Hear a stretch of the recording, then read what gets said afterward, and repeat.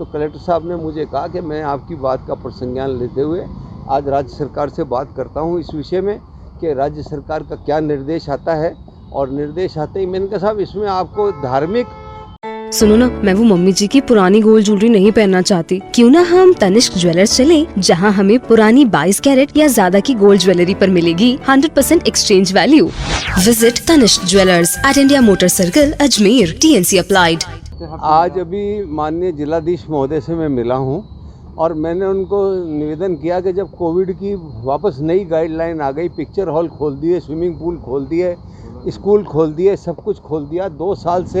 पिछले 2 साल से पुष्कर मेला जो है नहीं लग रहा। आगामी अगले महीने में ये कार्तिक का मेला जो लगता है, ये मेला बंद है। आपने सारी जगह जितने धार्मिक स्थल हैं उनको खोल लिया है और आज भी अनावृत रूप से दूसरी जगह जहाँ भी धार्मिक संस्थान हैं लोग आ रहे हैं, जा रहे हैं।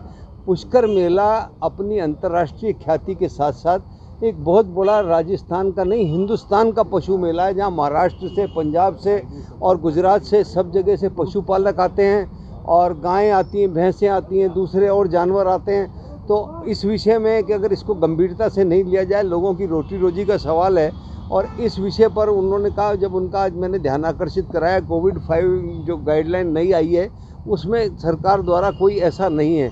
जब दूसरे धार्मिक स्थलों पर जा रहे हैं लोग, आ रहे हैं, तो इससे लोगों की रोटी रोजी का भी सवाल है, इससे लोगों के जीवन का भी सवाल है और धार्मिक आस्थाओं का भी सवाल है। तो हिंदू धर्म का जो ये कार्तिक का श्राद्ध के बाद जो मेला लगता है वो बहुत बड़ा मेला है और जिसकी अंतर्राष्ट्रीय ख्याति है, जिससे अमेरिका से, कनाडा से, पंजाब से, ईरान से, इटली से, सब जगह से लोग इसमें आते हैं। तो कलेक्टर साहब ने मुझे कहा कि मैं आपकी बात का प्रसंज्ञान लेते हुए आज राज्य सरकार से बात करता हूं इस विषय में कि राज्य सरकार का क्या निर्देश आता है। और निर्देश आते ही मैंने कहा साहब इसमें आपको धार्मिक और पशुपालकों का, क्योंकि ग्रामीण मेला है और इसमें मेले में मैंने उनको जब ये दृष्टिगत कराया कि कोई भी मेला होता है एक सड़क पे होता है, एक बहुत निश्चित मार्ग पे होता है, पर पुष्कर मेला तो 5 किलोमीटर के क्षेत्र में, पशु मेला तो 5-6 किलोमीटर के क्षेत्र में फैला होता है। तो उसमें कोई भी ऐसा नहीं होता कि एक मास्क पहनने के सिवा, क्योंकि पशु मेले में आपका कहाँ से कहाँ तक जाके पशु मेला जाके लगता है, गनाड़ा तक जाता है और गनाड़ा से ऊपर मोतीपुरा तक जाता है। तो उन्होंने इस बात का संज्ञान लेते हुए मुझे कहा है कि मैं आज सरकार से बात करके इस विषय पे, क्योंकि ये पहला सरकार का पशुपालन विभाग करता है, सरकार पशुपालन विभाग को निर्देशित करेगी तो पशुपालन विभाग इस पर जब अपना विज्ञापन निकालेगा तब ही हिंदुस्तान से, सारे हिंदुस्तान से जो पशुपालक आते हैं वो आएंगे।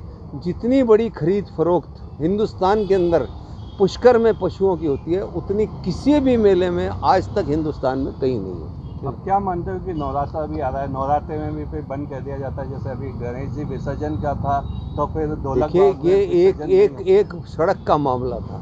सब जगह ऐसा पुष्कर जितना खुला क्षेत्र कहीं पे भी नहीं है।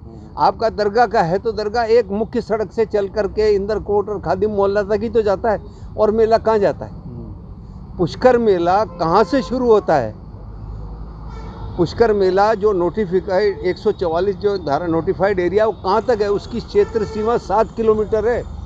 तो 7 किलोमीटर के क्षेत्र में अगर मेला लगता है तो आपकी गाइडलाइन की कहाँ अवहेलना हो रही है भाई? पुष्कर मेला जो है लीला सेवड़ी का जो ख़त्म होता है मोड़, वहाँ से 144 का पुष्कर मेला क्षेत्र शुरू हो जाता है। पुष्कर मेला जाके गनेड़ा मोतीसर तक रहता है।